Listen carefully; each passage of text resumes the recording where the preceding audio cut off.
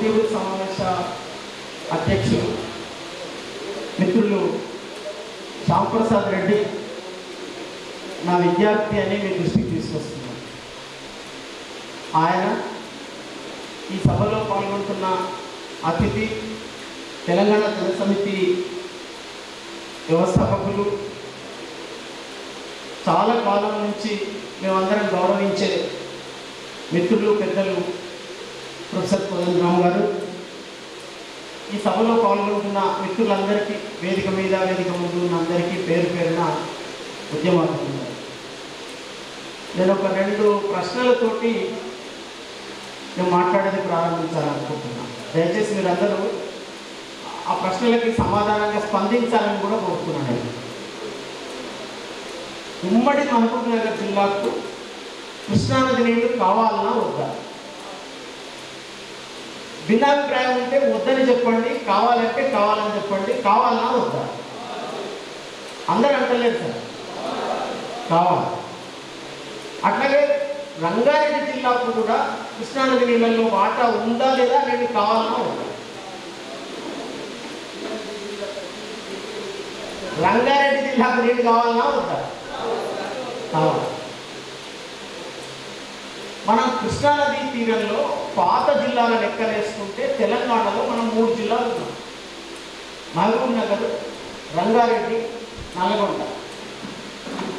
ఈ 3 జిల్లాల పరిస్థితిని మనం ఒకసారి చూసినట్టయితే మహబూబ్ నగర్ జిల్లా ఎగువన ఉంది అని, రంగారెడ్డి జిల్లా కూడా ఎగువన ఉంది అని, కృష్ణానది నీళ్లు తీసుకోవడానికి రాదు అని ఆంధ్రప్రదేశ్ రాష్ట్రం ఏర్పరిచినందుకు మనం కర్ణాటకలో ఉన్న గద్వాలను కూడా రాయచూరు జిల్లా నుంచి ఇటువైపు కలిపినందుకు ఎగువన ఇక్కడ నీళ్ళు ఏమాత్రం కూడా కర్ణాటకలో భూములు మునుగుతాయి కనుక ఇక్కడే ప్రాజెక్టు కట్టుకోవడానికి రాదని, ప్రాజెక్టుల నిర్మాణం అంతా దిగువన నాగార్జున సాగర్, దాని కింద పులిచింతల, దాని కింద ప్రకాశం డ్యారేజ్ మీద శ్రీశైలం ఇవి కడుతూ రావడం వల్ల దాదాపు ఆంధ్రప్రదేశ్ కేటాయించిన నీళ్ల వాటా అయిపోయిందని, ఇక నీళ్ళే లేవని ఒక చర్చ మన జిల్లాలో పులిచింతల కట్టక ముందు, సాగర్ శ్రీశైలం కట్టిన నాటి నుంచి ఆ చర్చ బలంగా ఉంది. అందువల్ల కృష్ణానదిలో నీళ్ళ మీద మనకు హక్కు ఉంది, ఆ నీళ్ళ నుంచి మనకు హక్కు ఉంది. ఇక్కడ పడ్డ ప్రతి వాన చుక్క కృష్ణానదిలోనే కలుస్తాయి.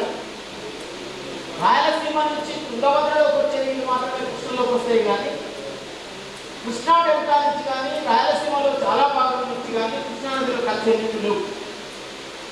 అందువల్ల కృష్ణానది పరివాహక ప్రాంతం అంటే ఏది అంటే తెలంగాణలో మహబూబ్ నగర్, రంగారెడ్డి, నల్గొండ ప్రాంతాలు మాత్రమే. ఈ కారణం వల్ల నీళ్లు తీసుకోవడానికి మొత్తం 3 జిల్లాలలో అనువైన ప్రదేశం ఏదంటే కొంత నల్గొండ ఉంది. అటు గోదావరి నీళ్ళు తీసుకోవడానికి వస్తుంది, నాగార్జున సాగర్ ఎడమకాలం వల్ల కృష్ణానది నీళ్ళు కూడా కొంచెం తీసుకోవడానికి వస్తుంది. కానీ మహబూబ్ నగర్ జిల్లాకు తీసుకోవడానికి లేదు. అయితే మహబూబ్ నగర్ చరిత్రలో మనం చూసినట్టయితే తెలంగాణలోనే అతి ఎక్కువ నీళ్లు కృష్ణానది నుంచి వాడుకుంటున్న జిల్లా మహబూబ్ నగర్ జిల్లాగానే ఉంటుంది. ఎందుకంటే రాజోలిగొండ మళ్ళీ పథకం వల్ల ఆర్టీఎస్ అనేది 1,00,000 ఎకరాల దాకా మనకు నీళ్ళు వచ్చేది ఉండే కనుక 87,500 ఎకరాలు ఆర్టీఎస్ ఇక్కడ ఒకటే. అంటే ఆంధ్రప్రదేశ్ ఏర్పడక ముందే నిర్మాణం అయి దాదాపు నీళ్లు రావడం మొదలైన ఒక్క స్కీమ్, ఏకైక స్కీము కృష్ణా తీరంలో ఆర్టీఎస్ మాత్రమే. సరే, మిగతా కోయిల్ సాగర్, డిండి ప్రాజెక్టులు ఏమున్నా కూడా ఆర్టీఎస్తో సమానమైనవి కావు. మనకు తర్వాత జూరాల వచ్చింది. ఈ జూరాల వస్తే మొత్తం 1,02,000 ఎకరాలే జూరాల. 1,02,000 ఎకరాల జూరాల, 87,500 ఎకరాల ఆర్టీఎస్ తప్ప మనకు మహబూబ్ నగర్ జిల్లాకు నీళ్ళు లేవు. నీళ్ళు ఏమున్నాయి? ఎప్పుడో క్రీస్తు నాటి నుంచి కట్టుకుంటూ వచ్చిన చెరువులు ఉన్నాయి, కుంటలు ఉన్నాయి. వాటితో ఈ జిల్లాలో 4-4.5 లక్షల ఎకరాలకు తప్ప నీళ్ళు రాదు. అవి తలబుడిపోయినందువల్ల ఆయకట్టు కూడా తగ్గింది, వాటి కింద నీళ్ళు వచ్చేది కూడా. వర్షాలు కూడా తగ్గినందువల్ల కూడా తగ్గింది. అందుకని ఇక్కడ బతుకులన్నీ ఏమైనాయంటే మీకు వలస బతుకులు తప్ప ఇంకోటి కాకుండా అయిపోయింది. మీరు మహబూబ్ నగర్ జిల్లా ఏ రాజకీయ నాయకుడినన్నా మండల వ్యవస్థ కంటే ముందు సమితి ప్రెసిడెంట్గా పనిచేసిన వాళ్ళు కావచ్చు, కొంతమంది ఎమ్మెల్యేలు కూడా కావచ్చు, జడ్పీ చైర్మన్గా పనిచేసిన వాళ్ళు కావచ్చు, వాళ్ళంతా కూడా లేబర్ కాంట్రాక్టర్లుగా పనిచేసిన వాళ్ళు, చాలామంది లేబర్ కాంట్రాక్టర్గా పనిచేసిన వాళ్ళని మనం గుర్తించాలి. దానితో సంపద వచ్చి రాజకీయ పదవులు పొంది తర్వాత రోజుల్లో అది వదిలిపెట్టేసింది వాళ్ళు. ఇప్పుడు వలస రూపాలు మార్చుకున్నది. ఇప్పుడున్న పరిస్థితి ఇంకో రకంగా ఉంది. అయితే మరి ఇటువంటి పరిస్థితిలో మహబూబ్ నగర్ జిల్లాలో ఈ కరువు నివారణ కోసం, వలసల నివారణ కోసం ఒక ఎకరా భూమికో మనిషి చొప్పున జనాభా ఉంది. మా దగ్గర 30 లక్షలే ఉంది జనాభా. భూమి 40 లక్షల ఎకరాలు దాకా ఉంది. అందరూ 35 లక్షల ఎకరాలకు సాగుకు అనుకూలంగా ఉంది. ఎకరాకు ఒక మనిషి కూడా లేడు. కనుక మేమెందుకు వలస పోవాలి? మా వలసలు ఆపండి. ఈ కరువు నివారణ కావాలంటే మాకు నీళ్లు కావాలి. మీరు ఎట్లయితే ఎలిమినేటి మాధవరెడ్డి ఎత్తిపోతల పథకం పనులు మొదలుపెట్టినరో అట్లనే ఈ జిల్లాలో కూడా కల్వకుర్తి నెట్టెంపాడు పనులు మొదలుపెట్టండి, బీమా పనులు మొదలుపెట్టండి అని మనం పోరాటాలు చేస్తాం.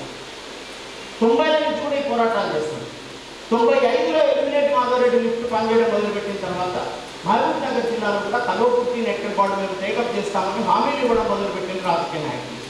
అది ఎప్పటిదాకా నడిచింది అంటే 95 నుంచి మొదలుపెట్టి ఆ ఎన్నికల్లో తర్వాత ఎన్టీ రామారావు అధికారానికి వచ్చినప్పుడు నాగర్కర్నూలు జిల్లా ఒక పెద్ద పోరాటాన్ని నిర్మాణం చేసింది. ఇవాళ నాగర్కర్నూలు జిల్లా కానీ ఆ రోజు నాగర్కర్నూలు డివిజన్ మాత్రమే. ఇక్కడ ఒక పెద్ద పోరాటం నిర్మాణం అయింది. దాంట్లో కల్వకుర్తి, కొల్లాపూర్, నాగర్కర్నూలు ఇవి భాగమైనవి. వాటి పోరాట ఫలితంగానే కల్వకుర్తి ఎత్తిపోతల పథకం సక్సెస్ అయింది. అటు ఆర్టీఎస్ ఉన్నది, ఇక్కడ కల్వకుర్తి ఎత్తిపోతలు ఉన్నది. నడిగడ్డ కోసం నెట్టెంపాడు అనే పథకం కూడా ప్రచారంలోకి వచ్చి దానికి కూడా హామీలు వచ్చినాయి. పెద్ద పోరాటాలు జరిగినందుకు ఇక మధ్యాహ్నం చూస్తే బీమా ఉన్నది. వనపర్తికి జూరాల ఎడమ కాలువ బీమా ఫేజ్ 2 వనపర్తి ప్రాంతానికి ఉన్నది. కొల్లాపూర్ దాకా కాలు వస్తుంటుంది. పైన బీమా ఫేజ్ 1 మక్తల్ ప్రాంతానికి మాత్రమే వస్తుంది. ఇట్లా మనం చూసినట్టయితే పడమటి భాగము, వాయవ్య భాగము, రంగారెడ్డి జిల్లాలో కూడా ఎక్కడ నీళ్లు లేనటువంటి పరిస్థితి. కల్వకుర్తి తర్వాత కూడా నీళ్లు లేవు. ఈ పరిస్థితిని ఆలోచించి కల్వకుర్తి పథకం లాగానే ఏదైనా ఆలోచించాలని షాద్నగర్ ఎత్తిపోతల పథకం కోసం మనం ఒక పోరాటం చేస్తాం. ఆ ప్రయత్నం జరుగుతున్నప్పుడు నేను గొరిటెలో టీచర్గా పనిచేస్తున్నాను. అప్పుడు శ్యాంప్రసాద్ అక్కడ చదువుకుంటున్నాను. ఆ షాద్నగర్ ఎత్తిపోతల పథకమే తర్వాత రోజులలో పాలమూరు రంగారెడ్డి ఎత్తిపోతల పథకం అని పేరు వచ్చింది. మన జిల్లాలో నీళ్ల విషయం మాట్లాడినప్పుడల్లా 3-4 ఆటంకాలు మాట్లాడారు. ఒకటేంటి, మీరు ఎగవుతున్నారు, మొత్తం నీళ్ళు ఎత్తిపోయాలి అంటే కరెంటు చాలా ఖర్చు అవుతుంది. కరెంటు ఖర్చు మీద మీకు స్కీమ్లు వద్దు. కరెంటు ఖర్చు అవుతుంది అంటే నీళ్ళు వద్దు. దానికి మనమేం జవాబు చెప్పినామంటే, మీరు కరెంటు ఖర్చు అని మమ్మల్ని అంటున్నారు. ఒక నాగార్జున సాగర్ ప్రాజెక్టు కట్టి, శ్రీశైలం ప్రాజెక్టు కట్టి దాని కింద కాలువలతో నీళ్ళు ఇచ్చినప్పుడు ఆ కాలువ కింద రైతుకు కాలువ ద్వారా నీళ్ళు పొలంలో పడుతున్నాయి. మాకు కూడా నీళ్ళు అట్లా పొలంలో తీసుకొచ్చి పోయండి. ఇక్కడున్న 40 లక్షల ఎకరాలు మహబూబ్ నగర్, 20 లక్షల ఎకరాలు రంగారెడ్డి జిల్లా. ఇక్కడ కనీసం 50 లక్షల ఎకరాల భూమికి మీరు ఎకరాలకు ఒక పంట కన్నా నీళ్ళు పోయండి పొలంలో. మీరు కరెంట్ రేటుకి వస్తారా, మోటార్ కొట్టుకు వస్తారా, రాజకీయ నాయకులందరూ ఎత్తుకొచ్చి పోస్తారా, అధికార రాజకీయాలు చేసేవాళ్ళు. మీరు ఎట్లా పోస్తారో పోయండి, మాకు కూడా నీళ్ళు అట్లా పోయండి. మీరు పొలంలో వస్తే కాలువ కింది రైతు దగ్గర మీరు ఏం తీసుకుంటున్నారో మా దగ్గర కూడా అదే తీసుకోండి. మేము ఉట్టి ఏం అడుగుతలేదు. సాగర్ కాలువ కింద మీరు లెవీ వసూలు చేస్తారు కదా, మా దగ్గర కూడా అట్లా వసూలు చేయండి. మాకెందుకు కరెంట్ ఎక్కడ చెప్తున్నారు? మా రైతులు వలస ఒక్క రైతు ప్రాణం కాపాడగలుగుతారా? మీరు కరెంటు పేరు చెప్పి ఆపితే ఓ వలస కూలి మరణాన్ని ఆపడానికి మీ దగ్గర ఏముంది? మేము అడుగుతున్నది నీళ్లు, మా నీళ్లు, మా హక్కు నీళ్ళు ఇవ్వాలనేది మనం దాన్ని అడ్డగించి మాట్లాడాల్సి వచ్చింది. ఇంత బడ్జెట్ చాలా వ్యయమవుతుంది, అదైతుంది. అంటే మనకి సాగర్ ప్రాజెక్టు కడితే బడ్జెట్ కాలేదా? శ్రీశైలం ప్రాజెక్టు కడితే బడ్జెట్ కాలేదు? బడ్జెట్ కాకుండా ఏది కాదు. కనుక మీరు బడ్జెట్ నెపం పెట్టి, కరెంటు నెపం పెట్టి ఇవన్నీ చేయడానికి వీలు లేదు, చేయాలి. మీరు చూడండి మిత్రులారా, అటు రాయలసీమలో పోయి అన్ని ప్రాజెక్టులు తిరిగిరాండి, నల్లగొండలో కూడా తిరిగిరాండి, మహబూబ్ నగర్లో కూడా తిరిగండి. మనం తిరిగినాం అందరం. తిరిగితే మనకు అర్థమయ్యేది ఏంటంటే, మన దగ్గర రెండవ తీవ్రమైన సమస్య ఏమొస్తుందంటే నిర్వాసిత సమస్య చాలా తీవ్రంగా వస్తుంది. శ్రీశైలం ప్రాజెక్టులో 66-67 గ్రామాల నుండి 1,50,000 మంది వలసలు పోవాల్సిన పరిస్థితి వచ్చి ఇవాళ కూడా వాళ్ళు బాగుపడలేదు, ఉద్యోగాలు ఇవ్వలేదు, ఇబ్బంది పెట్టారు. ఈ సమస్య వల్ల మనకి ఏమైందంటే నీటి ప్రాజెక్ట్ అంటే నిర్వాసిత సమస్య ముందుకు వస్తుంది. దాన్ని ఎట్లా కంట్రోల్ చేస్తున్నారు? అభివృద్ధి జరగాలన్నా వద్దా? అభివృద్ధి కోసం నువ్వు త్యాగం చేయి. ఎవరు త్యాగం చేయాలి అంటే అసైన్డ్ ల్యాండ్స్ ఉన్న వాళ్ళు త్యాగం చేయాలి. 100 ఎకరాల నోటికి భూమి ఉంటుంది, అక్కడ పోయి 60 ఎకరాల కాలేజ్ పెట్టరు. వైకుంఠధామాలు ఏవన్నీ ఉన్నాయి కాక అన్ని అసైన్డ్ ల్యాండ్స్ తీసుకుంటున్నారు. దీన్ని పొలిటికల్గా కంట్రోల్ చేయగలిగే స్థితిలో అధికార పార్టీలు లేవు. జనసమితి లాంటి పార్టీని అడిగితే ఖాతరు చేస్తున్న పరిస్థితి కూడా లేదు. వామపక్ష పార్టీలు ఎవరు అడుగుతున్నారు? అందువల్ల విధానపరంగానే ఒక ద్రోహం జరుగుతున్న కాలంలో మనం ఈ విషయాన్ని మాట్లాడుతున్నాం. అందువల్ల నీళ్లు కావాలనేది ఏదైతే మనం గట్టిగా మాట్లాడతామో నిర్వాసితుల సమస్య కూడా మనం పరిష్కారం చేస్తున్నాం. కరెంట్ అన్నాక నిర్వాసిత విషయం, నిర్వాసితులకు మనం ఏం చెప్పినాం స్పష్టంగా, లోపల ఒక చెరువు కట్టినా ఒక ప్రాజెక్టు కట్టినా దాంట్లో మునిగే భూమి తక్కువ ఉంటుంది, పారే భూమి ఎక్కువ ఉంటుంది. ఎప్పుడైనా కూడా నార్లాపూర్ రిజర్వాయర్ కింద ఆయకట్టు తక్కువ ఉండొచ్చు, ఏదుల కింద కూడా కొంచెం తక్కువ ఉండొచ్చు. కానీ గొట్టెం నుంచి కరివేల నుంచి ఉదండాపూర్ పోయే కొద్దీ ఆయకట్టు పెరుగుతుంది. ఎప్పుడైతే ఒక ప్రాజెక్టులో 2000 ఎకరాలు మునిగిందో 3000 ఎకరాలు మునిగిందో వాళ్ళు ఆ ప్రాజెక్టు కట్టడానికి త్యాగం చేస్తున్నట్టు కనుక వాళ్ళు ప్రభుత్వం కంటే ఆ ప్రాజెక్టు నిర్మాణం కంటే వీటన్నిటికంటే కూడా వాళ్ళు గొప్పోళ్ళ కింద లెక్క. వాళ్లకు గౌరవమైన జీవితం ఉండేటట్టుగా నష్టపరిహారము లెక్కలు విలువలలో ఇంత డబ్బించిన ఇంత లెక్కలేసిన ఈ లెక్కలలో కాకుండా మీరు వాళ్ళ గౌరవప్రదమైన జీవితం వచ్చేటట్టుగా ప్రయోజనం పొందే భూమి నుంచి మినిమం ల్యాండ్ అయినా ఇవ్వాలి వాళ్ళు. అంటే నీళ్లు వారే భూమి దగ్గర నువ్వు 2 చోట్ల భూమి సేకరించాలి, మునిగే భూమి సేకరించాలి, ఊరు పడగే భూమి సేకరించాలి. ప్రయోజనం పొందే చోట ఆయా గ్రామాలలో మీరు ల్యాండ్, గవర్నమెంట్ ల్యాండ్ ఉంటే గవర్నమెంట్ ల్యాండ్, లేకపోతే ఎక్కువ భూమి ఉన్న వాళ్ళ దగ్గర భూమి తీసుకొని ఇవ్వాలి. అది రైతు బాధ్యతగా నిర్వాసితులయ్యే అంటే గుడ్డనెత్తి వేసుకొని పోయే మనిషి బాధ్యత పెట్టకూడదు. అట్లా ల్యాండ్ తీసుకోవాలని మనం ప్రపోజల్. ఈ ప్రపోజల్ గవర్నమెంట్ సిద్ధంగా లేదు, ఇట్లా చేయడానికి సిద్ధంగా లేదు. అంటే మనం ఏదైనా సరే రాజ్యాంగంలో చెప్పినట్టయినా లేదా ఇంటలెక్చువల్స్ మాట్లాడుతున్నట్టయినా రైతులు నిర్వాసితులు పోరాడుతున్నట్టయినా చేయాలంటే సమాజంలో అసమానతను నివారించాలి. అసమానతను నివారించాలంటే నువ్వు ఒక ప్రాజెక్టు కట్టినా ఏదైనా ఒక పని చేసినా దాని ఫలితంగా సమాజంలో కొంచెం మార్పు రావాలి. మార్పు రావాలంటే అసమానత పోవాలి. ప్రాజెక్టు కడితే నిర్వాసితులు ఇంకా ఎక్కువ అసమానత గురైతే అదేం అభివృద్ధి? కనుక అట్లా కాదు, అభివృద్ధి జరిగేటట్టుగా మీరు ప్రాజెక్టు ఉంటారనేది మనం చేసే వాళ్ళని కూడా వాళ్ళని పట్టించుకోలేదు. అందువల్ల ఏమైందంటే మౌలికమైన ప్రతిపాదనలు పట్టించుకోకుండా ఒక ప్రాజెక్ట్ అడిగిన విషయంలో వచ్చి నిర్వాసితులను ఎక్కువ పెట్టి మహబూబ్నగర్ జిల్లాకు నీళ్ళు లేకుండా చేస్తున్నాం. ఇప్పటికి 75 ఏళ్ళుగా మనం వలసలు పోతూనే ఉన్నాం. 75 ఏళ్ళు అంటే అమృతోత్సవాలు చేసుకుంటున్నారు. ఇది మన పాలన ఏమైపోయిందంటే విషము చిలకరించినట్టుగా అయిపోయింది. ఎవరి అభివృద్ధి కానీ మనం కలిగేస్తున్నాం. ఈ పరిస్థితిలో ఆ షాద్నగర్ ఎత్తిపోతలు ఏమైందంటే పాలమూరు రంగారెడ్డి ఎత్తిపోతలు. ఆ స్కీమ్కు ఈ నాగరికర్నూలు ప్రాంతానికి సంబంధం లేదు. ఒక రకంగా చెప్పాలంటే వర్గాన్ని ఎక్కడ జరగాలి? దూరాల నుంచి జరిగి కొందుకు మండలంలో 14 దాకా లేదా అక్షయపల్లి దాకా ఎగువ ప్రాంతం నుంచి నిర్మాణాలు జరుపుకోవాలి. అది నేరుగా ఇప్పుడు నీళ్ళే లేని ప్రాంతానికి నీళ్ళు ఇచ్చేదిగా ఉంటుంది. ముంపు ఆ ప్రాంతంలో ఉంటుంది. ఈ విషయంలో కూడా మనం ఒక ప్రతిపాదన పెట్టాం.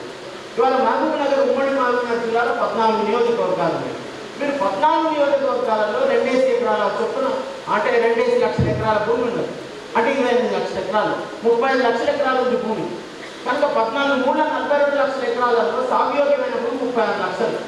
ఈ 36 లక్షల ఎకరాలకు నీళ్ళు ఇవ్వాలంటే ఒక నియోజకవర్గ పరిధిలో భూమి నుంచి ఇంకో నియోజకవర్గం ఇచ్చుడు కాదు, ఎత్తిపోసేదే కనుక మీరు అన్ని నియోజకవర్గాలలో కనీసం 1 లక్ష ఎకరాలకు నీళ్ళు వచ్చే రిజర్వాయర్లు కట్టారు. రేపు రాబోయే రోజులలో భారీ ప్రాజెక్టులతో ఉండే నష్టాలు చాలా చర్చ జరిగినాయి. చాలా చోట్ల నీళ్లు భూగర్భ జలాలు ఉండలేదు. ఈ పరిస్థితిలో ప్రతి నియోజకవర్గానికి ఒక ప్రాజెక్ట్ ఉండే ప్లాన్ చేయండి. అక్కడ 10 టీఎంసీలో 15 టీఎంసీలో నిలపండి. అక్కడ మునిగే భూమికి ఆ నియోజకవర్గంలోనే భూమి వెతికి ఇవ్వండి. లేదంటే వాళ్ళకు ఉద్యోగం ఇవ్వచ్చు, నీరడి ఉద్యోగాలు ఇవ్వచ్చు. వాళ్ళ నీరు టీఆర్ఏలు కొట్టాడుతున్నారు కదా, నీరడి ఉద్యోగాలు ఇవ్వచ్చు అని మనం సరైన ప్రతిపాదనలే ప్రభుత్వం దగ్గర పెట్టిన 100 లెటర్లు రాసి పనిచేయవచ్చు అని చెప్పేసి గవర్నమెంట్ నోటీస్కి ఇవ్వకుండా ఉండలేదు. ఇదంతా కాంగ్రెస్ ఉన్నప్పుడు, తెలుగుదేశం ఉన్నప్పుడు, ఇప్పుడు టీఆర్ఎస్ వచ్చినా కూడా జరుగుతున్నటువంటి చర్చ. అయినా కూడా వాళ్ళు ఏం చేసిందంటే ఎగువ నుంచి తీసుకోవడం కాకుండా దిగువకు తీసుకొచ్చింది. ఇక్కడ ఇంకొక చిన్న విషయం మీరు గమనించాలనుకుంటున్నారా?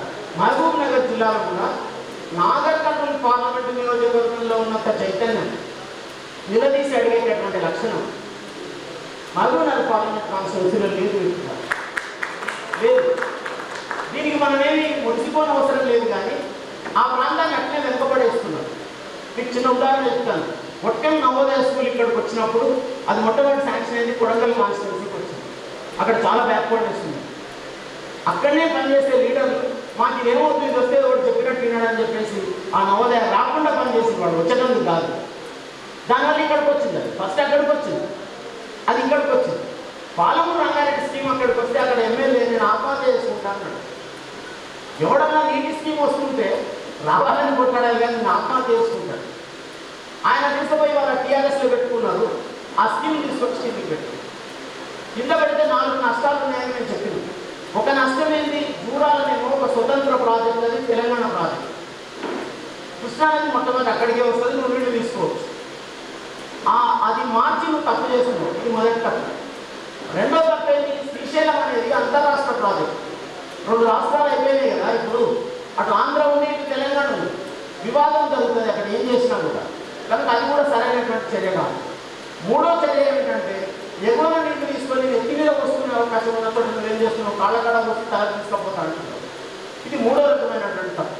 నాలుగోది ఏంటంటే, ఒక 100 మీటర్లు అదనంగా లిఫ్ట్ చేయాలి. ముందే కరెంటు ఖర్చు అంటున్నారు, కరెంటు లేదంటున్నారు. మరి 400 మీటర్లు అదనంగా లిఫ్ట్ చేయాలి. ఎక్కువ రిజర్వాయర్లు కట్టాలి. నీరు ఎక్కువ దూరం పోవడానికి దిగువనే నార్లాపూర్తో పాటు ఎదురు కట్టాల్సి వచ్చింది, ఒట్టెలు కట్టాల్సి వచ్చింది. దీనివల్ల ప్రయోజనం దిగువకే ఉంటుంది తప్ప ఎగువ ఉండదు. వాళ్ళు నష్టపోయే వాళ్ళు ఉంటారు. మళ్ళా పోరాటం మొదటి దగ్గరనే ఉంటుంది. ఇది సరైనది కాదు, ఇది ద్రోహం అని చెప్పేసి చెప్పడం లేదు. దాన్ని రీడిజైన్ చేసి ఇట్లా నష్టం చేసింది. రంగారెడ్డికి ఇంకా ఎంత దెబ్బ కొట్టిందంటే, లక్ష్మీదేవి పని చేయరట. ఎమ్మెల్యేలు మాట్లాడుకొని రియల్ ఎస్టేట్ దందా జరగడం వరకు చేయడం లేదు. లక్ష్మీదేవి పని ఏమైంది, నార్లాపూర్ కొల్లాపూర్ ఎమ్మెల్యేకి రాసిచ్చింది, ఏగుల వనపర్తి ఎమ్మెల్యేకి రాసిచ్చింది, ఒట్టెం నాగర్కర్నూలు ఎమ్మెల్యేకి రాసిచ్చింది, కరివేనా బుక్కూరు ఎమ్మెల్యేకి, దేవరపల్లి ఎమ్మెల్యేకి రాసిచ్చింది, ఉదండాపూర్ జడ్చల్ ఎమ్మెల్యేకి రాసిచ్చింది, లక్ష్మీపల్లి షాద్నగర్ ఎమ్మెల్యేకి రాసిచ్చింది. మరి నాకేమి రాదు కదా అంటే, నీకు రియల్ ఎస్టేట్ తోటి మస్తు వస్తుంది పోని చెప్పి ఆయన ఇప్పుడు అది వచ్చడం కాదు, రాకుండా పనిచేస్తుంది. ఇది తిట్టడం అనిపిస్తే ప్రజలు ఇంత బాధపడేటప్పుడు లీడర్ను ప్రశ్నించకుండా ఎట్టుకుంటాడు ఎవరైనా. మా వరకు ఏమైతే రేపు తెలంగాణ జనసమితి అధికారులు చేపట్టి నిర్వహించేటప్పుడు కూడా ఇట్లనే మాట్లాడే పరిస్థితి ఉంటుంది. సార్ మీరు తప్ప ఇంకెవరు కాదు, మీరు చేయకపోతే మిమ్మల్ని కూడా మేము మాట్లాడతాం అనాల్సి వస్తుంది అన్నమాట. అందువల్ల టీఆర్ఎస్ సపోర్ట్ ప్రజల నుంచి బిల్డ్ కావడంలో తెలంగాణ భావజాలం కోసం పనిచేసిన వాళ్ళు అందరూ బాధ్యత వహించింది. అది అధికారం వస్తే సంతోషపడ్డారు. కానీ వచ్చిన అధికారాన్ని దుర్వినియోగం చేసినప్పుడు విమర్శించడం కూడా మొదలైంది. ఈ 8 ఏళ్ళుగా ఈ విషయాలని మాట్లాడుతున్నాం మిత్రులారా. ఈ 8 ఏళ్ళుగా ఈ విషయాలు మొత్తం మాట్లాడుతున్నాం. బయట నుంచి కూడా జనాన్ని తీసుకొచ్చి మార్గాలను చూపిస్తున్నాం. అందువల్ల ఇవాళ పాలమూరు రంగారెడ్డి పరిస్థితి ఏమైందంటే, దాన్ని ఎట్లా దెబ్బ కొట్టాలని ఇక్కడ తీసుకొచ్చారు. రంగారెడ్డి జిల్లాకు ప్రయోజనం లక్ష్మీదేవి పనిచేసింది. ప్రాణహిత చేవేళ్ల దాకా నేను రాకపోతే దాన్ని రిడిజైన్ చేసింది. ఇవాళ రంగారెడ్డి జిల్లా పరిస్థితి చాలా ఘోరంగా తయారైంది. అది రియల్ ఎస్టేట్ కా భూములు అమ్మాలి, వాడమ్మాలి, అమ్మకాల మీద బతికి తప్ప రైతుగా బతికే పరిస్థితి కలగకుండా చేస్తున్నారు. ఇప్పుడు వలస మారిందని అంటున్నారు. ఏం జరిగింది, ఈ 7-8 ఏళ్ళుగా వాహనాలు బాగుపడుతుంది. బయట పనులు కరోనా వల్ల బంద్ అయిపోయి అందరూ బ్యాక్ వచ్చి ప్రతి ఎకరా భూమి చేసుకుంటున్నారు. మీకు భూమి లేకుండా ఎట్లా చేస్తుంది అంటే, నాకు ఎకరా భూమి ఉంటుంది సార్, దాంట్లో చిత్త చెట్టు మామిడి చెట్టు ఉంటే అది 10 ఎకరా ఉంటుండే, ఆ 2 కొట్టేసి ఆ భూమి సాగులోకి తీసుకొచ్చినని చెప్పిన రైతులు ఉన్నారు. అంటే ప్రతి అంగుళం భూమిని ఏదో రకంగా వినియోగంలో చేస్తున్నారు. వ్యవసాయ రంగం తప్ప ఇంకేది ఆల్టర్నేటివ్ లేదు. అటువంటి వ్యవసాయ రంగానికి నీళ్ళే ఆగుతారు. కనుక మీ అందరికీ నేను పేరు ఒక విజ్ఞప్తి చేసేది ఏంటంటే, నీళ్లకు వ్యతిరేకమైన ఆర్గ్యుమెంట్ మనం చేయొద్దు. మనం నీళ్లు కావాలని కొట్లాడాలి, నిర్వాసితులకు పూర్తి స్థాయిలో న్యాయం కావాలని కొట్లాడాలి. అది శ్రీశైలం నుంచి కావచ్చు, ఇవాళ ఇది టేకప్ చేసేది కావచ్చు. ఇక్కడ ఇంకొక పెద్ద నష్టం ఏం జరిగిందంటే, ఇక్కడ మునుగుతున్నదంతా కల్వకుర్తి పథకం ఆయకట్టు. పాలమూరు రంగారెడ్డిని ఇక్కడ మార్చడం వల్ల, ఇక్కడ కట్టిన రిజర్వాయర్ల వల్ల కల్వకుర్తి పథకం ఆయకట్టు మునిగిపోతుంది. ఆయకట్టు నుంచే స్కీమ్ తయారు చేసింది.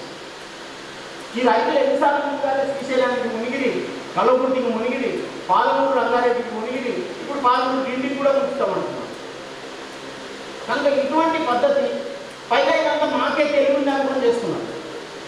గవర్నమెంట్ సార్ మాట్లాడితే ఆయనకేం తెలుసు, మాకు తెలుసు, మేము అనాలిసిస్ చేస్తాం. హరగోపాల్ సార్ మాట్లాడితే మేము అనాలిసిస్ చేస్తాం. మీరు మహబూబ్నగర్లో కూర్చొని అభివృద్ధికి వృత్తా చేస్తున్నారని వనపర్తి మీటింగ్లో డైరెక్ట్గా మమ్మల్ని రిఫర్ చేసి ముఖ్యమంత్రి మాట్లాడారు. సరే ముఖ్యమంత్రి కూడా మనం చూపు తగిలించగలిగినామని అనుకోగలిగాం. అందువల్ల మిత్రులారా, ఇప్పుడు పాలమూరు రంగారెడ్డి స్కీమును గ్రీన్ ట్రిబ్యునల్ ఆర్డర్స్ వల్ల ఇది ఆగిందని మాట్లాడుతున్నారు.